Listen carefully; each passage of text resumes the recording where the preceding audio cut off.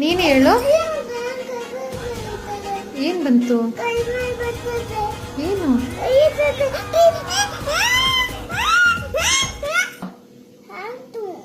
ಆಂಟಾ? ಆಯ್ತು, ಯಾವ ಫ್ರೂಟ್ ಇದು? Which fruit is this? ಏನಿದು?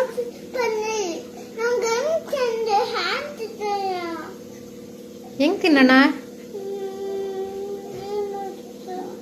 ಏನ್ ಮಾಡೋಣ ಆಂಟು?